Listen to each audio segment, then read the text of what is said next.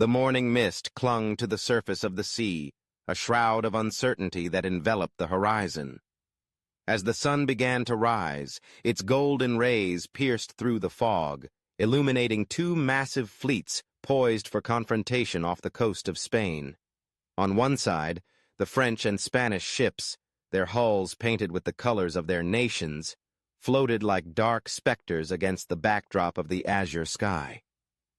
On the other, the British fleet, a formidable armada led by the indomitable Vice Admiral Horatio Nelson, glimmered with the promise of resolute strength.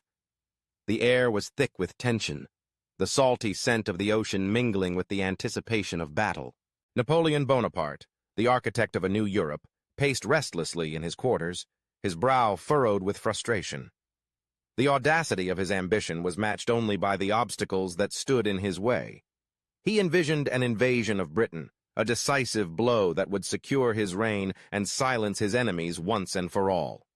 Yet the Royal Navy, under Nelson's command, had thwarted his plans at every turn. The blockade was a stranglehold, a relentless grip that kept his dreams of conquest at bay. "Villeneuve!"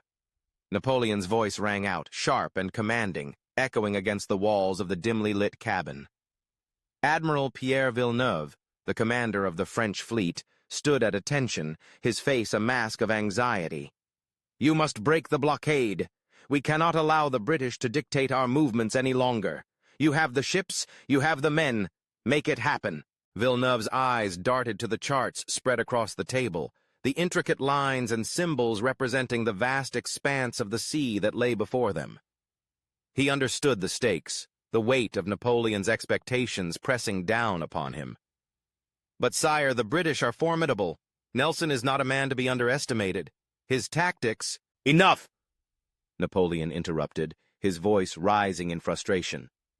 He turned to Federico Gravina, the Spanish admiral who stood silently by. "And you, Gravina, what say you? Will you allow these British dogs to dictate our fate?" Gravina, sensing the tension, stepped forward. "Your Majesty, if we can combine our forces and act decisively, we may yet have a chance. But we must be united, and we must act now." The determination in Gravina's voice sparked a flicker of hope in Napoleon's heart. "Then unite your fleets. We will show them the might of our combined forces. We will break their blockade and seize our destiny." Meanwhile, on the British side, Vice Admiral Horatio Nelson prepared for the coming storm.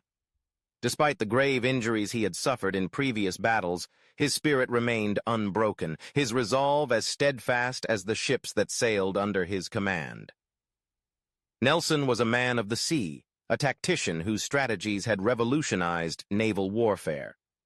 He understood that the heart of battle lay not just in the strength of the fleet, but in the courage of the men who sailed them. As the sun climbed higher, casting a brilliant light upon the water, Nelson gathered his officers on the deck of HMS Victory. The atmosphere was electric, charged with anticipation. "Gentlemen," he began, his voice steady and unwavering, "today we face a formidable enemy. But we are not merely fighting for our ships. We are fighting for our homeland, for our very way of life. We shall divide our fleet and attack their line perpendicularly. It is an unconventional strategy, but it will catch them off guard." His officers listened intently, their hearts swelling with pride at their leader's audacity. Nelson's unyielding spirit was infectious, igniting a fire within them. "And let it be known," he continued, "that England expects that every man will do his duty." As he raised his signal flag, the words rippled through the fleet, a rallying cry that would echo through history. The British fleet advanced, the ships cutting through the waves with a fierce determination.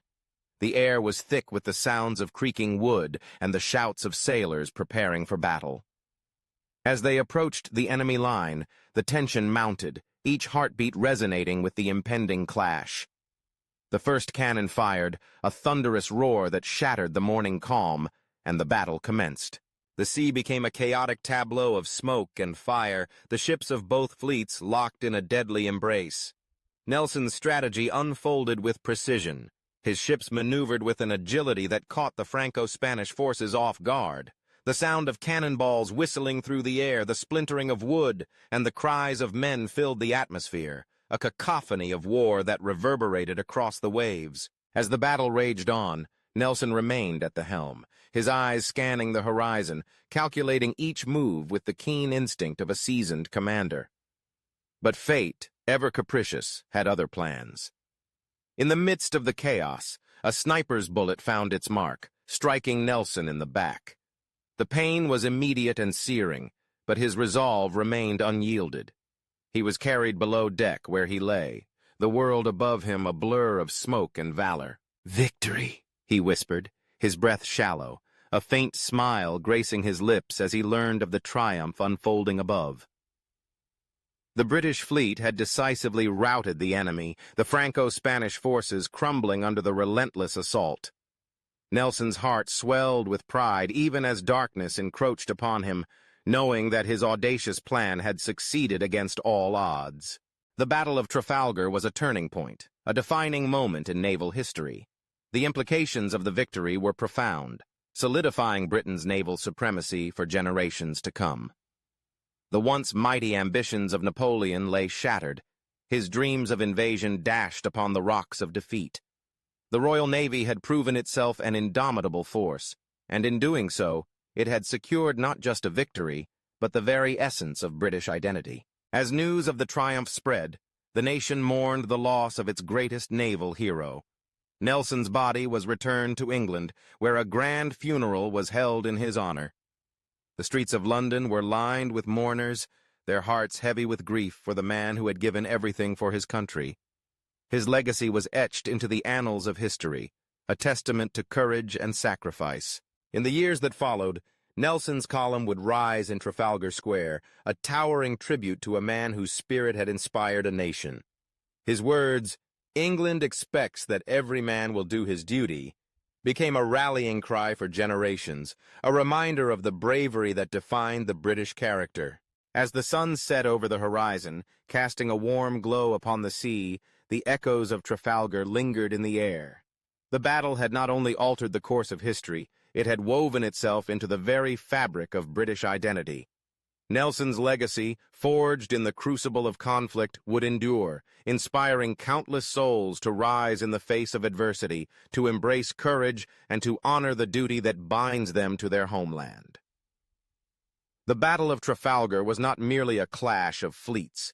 It was a defining moment that shaped the destiny of a nation, a testament to the enduring spirit of those who dare to dream and fight for their beliefs.